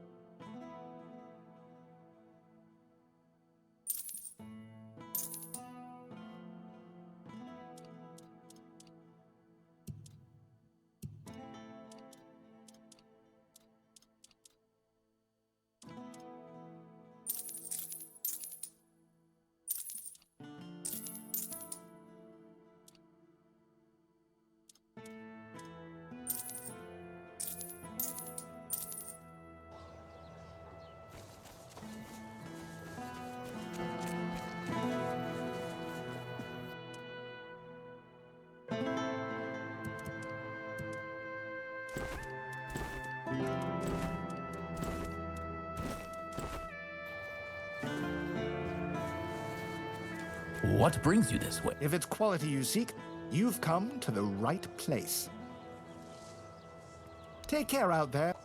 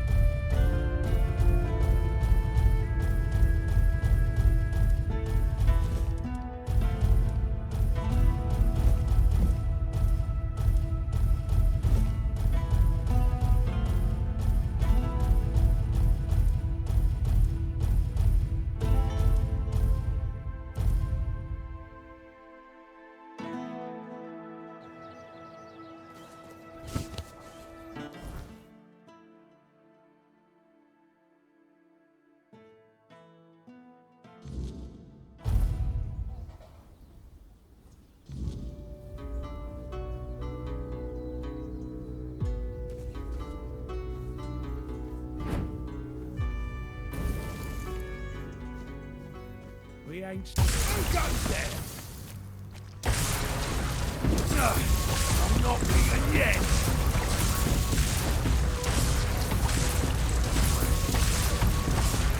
Ha! That's all!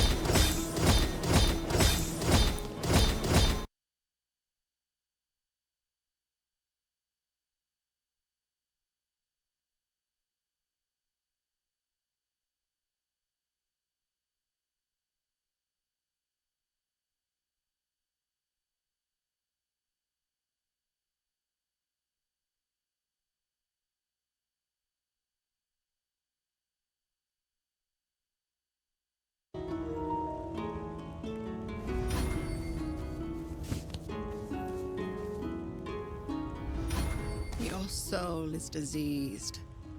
There is something poisoning it. But it isn't the Red Death, is it?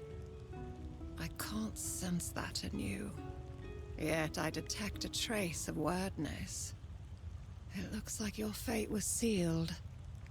But then something shifted your life's direction. You're an intriguing one. I am Carla. My loyal helpers. I'm not so proud as to call them worshippers. But if you ask the outsiders, they might say my helpers are just poor souls, bewitched by an evil Pictish witch. Oh, don't believe in superstitions. They're simply grateful because I cured them of the Red Death. Nothing more. Those close to the wordness can be cured. It's a skill known among the Picts. Oh yes. As you can see, the wordness can be a force for good, too. It's such a shame that with the druids gone, we've also lost the hope of fully harnessing this potential. Oh, I'm not quite sure how I do it myself. It seems like the Red Death and the wordness somehow complement each other.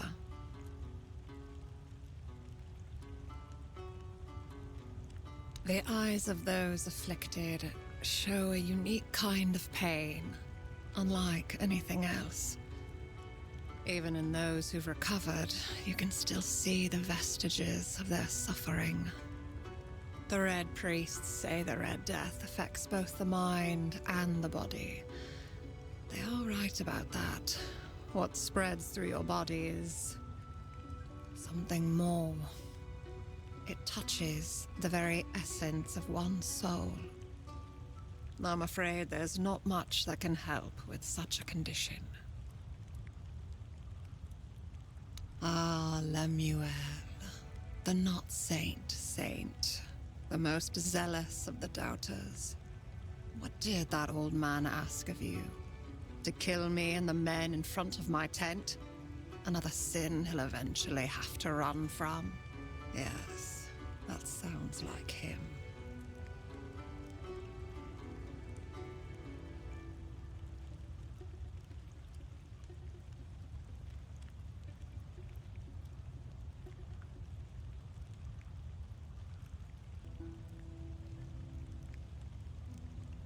Why? Because I still have nightmares about the night he took my dignity. Because that night has never really ended for me. He took advantage of me when all I did was try to help him. Then he fled. It's not something one can forgive easily. I certainly can't. That old broken man is nothing but a facade that Lemuel adopted years ago. He's even begun to believe it himself. No, but he can't hide who he is or what he's done from me. He violated a woman who saved his life. And now he's telling everyone I am a witch. He says he did it because I bewitched him. He's a defiler. And sooner or later, he'll hurt someone again. There is a way. Horrible sins affect the body. They petrify it, even though such a thing may not be visible to the naked eye. When you find Lemuel, simply whisper a spell to him. Quiran, shon piakai istich aranj korb. And then bring him to me. That's all. You know what to do.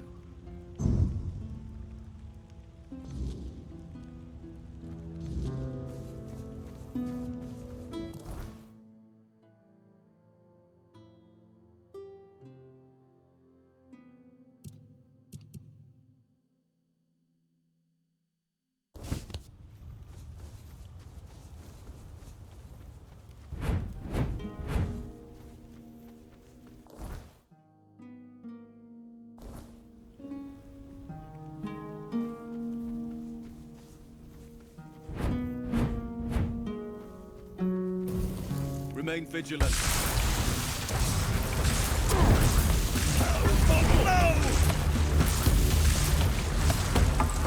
You'll pay for that insult!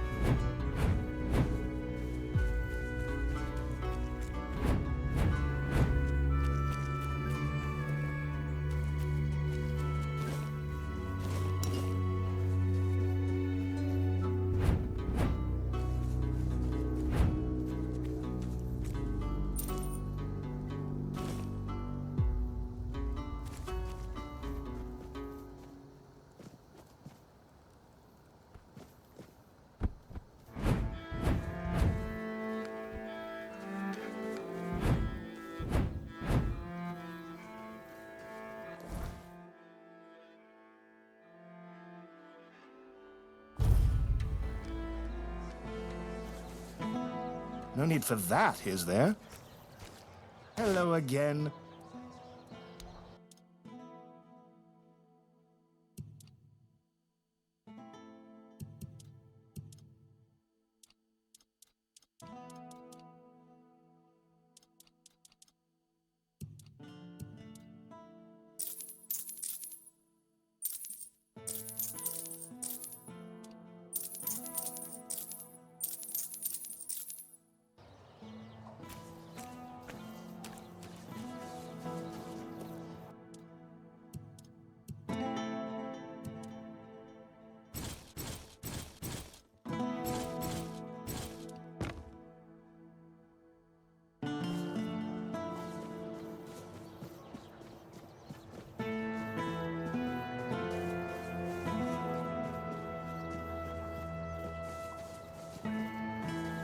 Always a pleasure to see you.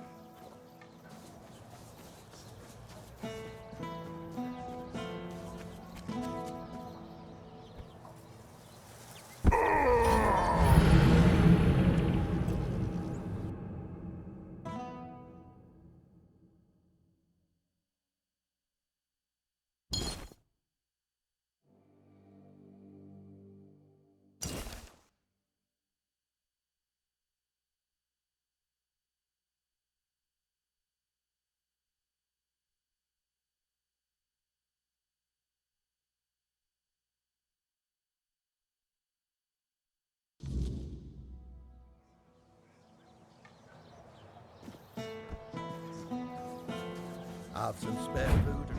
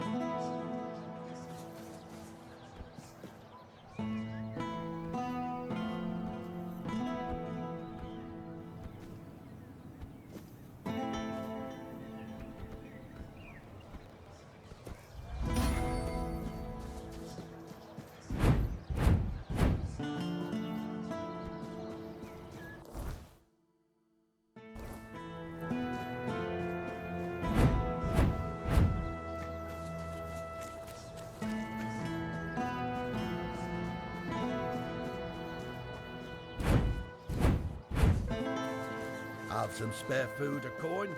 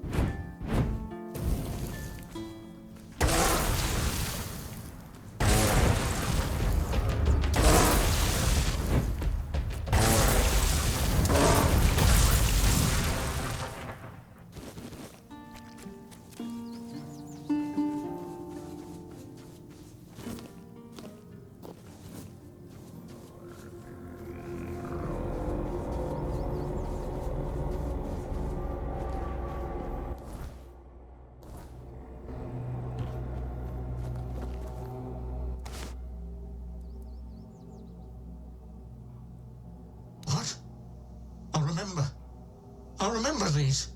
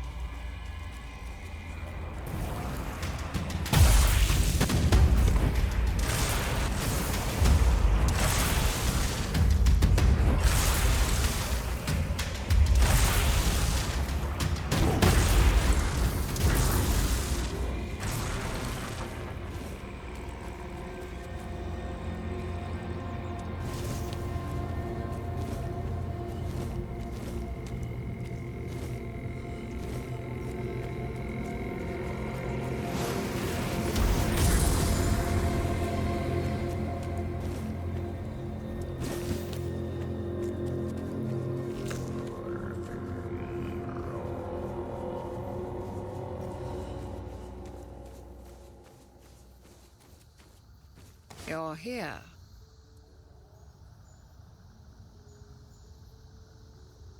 "40 years. I've been waiting 40 years for this moment, wondering whether I would ever see this day.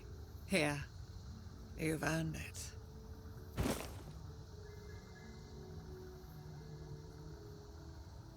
It's a spell, a very specific one that I've been crafting for years, especially for him. These words bring to light the sins of the body.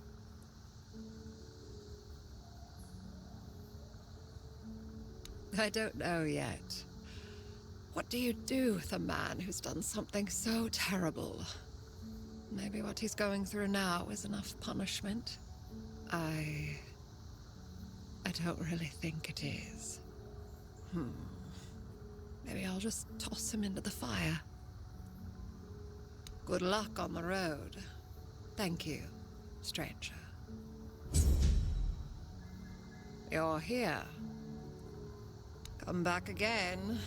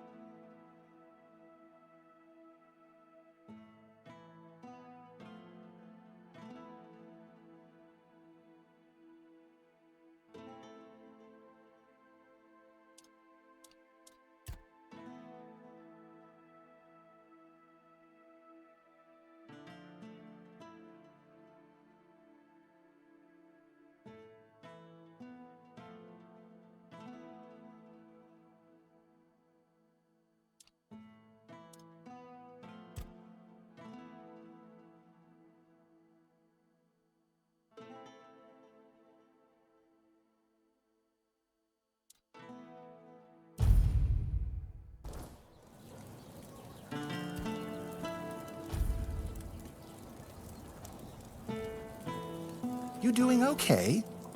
Good day.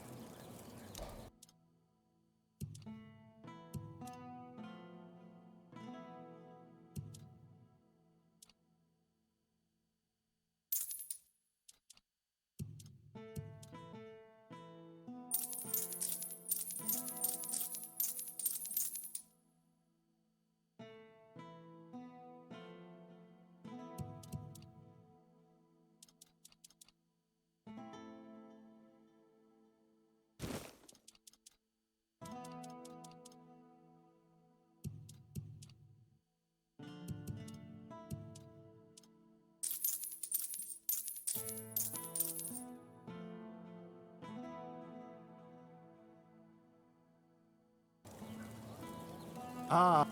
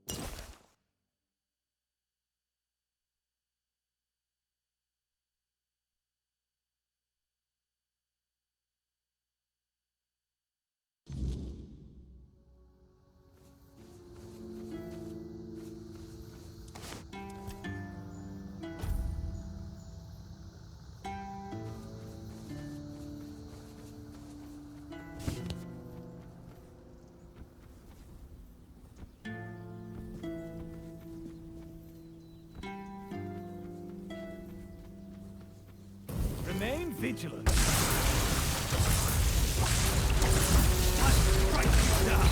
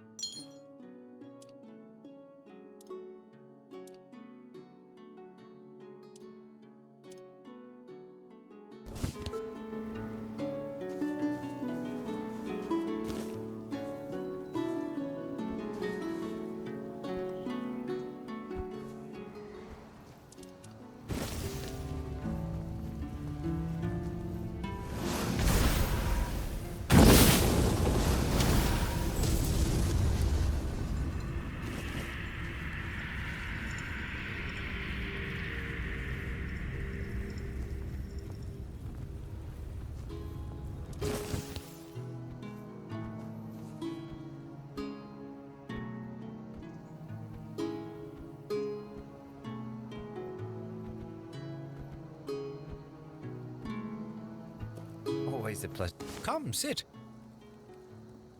Greetings, traveler. We don't have much, but the Prophet has blessed us with the fire of this hearth, so that we may warm ourselves and prepare a meal. And if you're in need of a blessing, we're here to offer that as well.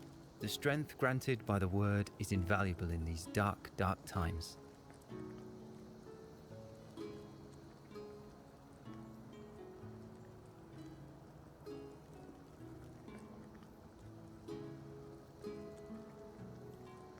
We recently took our vows, so we were sent out on a pilgrimage to strengthen our spirits and seek those who may need our help. Yes, Avalon has become a dangerous place. Weirdness may soon devour this land. The Red Church still has so much to mend. However, one must start with oneself, first and foremost. Indeed. Only a priest fortified by the purity of his own heart will be able to fight back the darkness. Well, when we hear the word that announces that we can return to the rest of our brothers. Or when we find something that must immediately be entrusted to the care of more experienced and noble priests.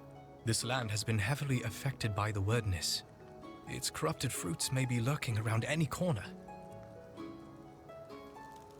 May the grace of the word fall upon you, for the word is the path. If your path leads through thorns, listen to the word, for it will give you strength. And may those thorns guide you to the stars. Beautifully said, brother.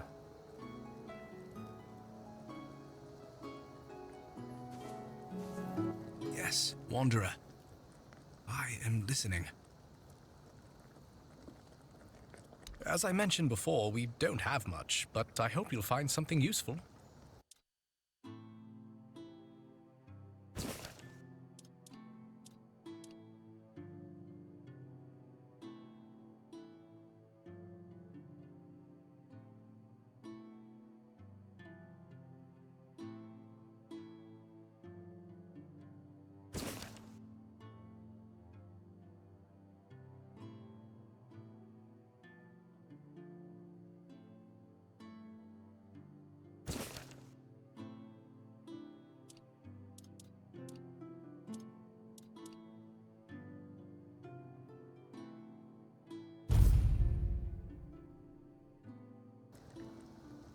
Be blessed.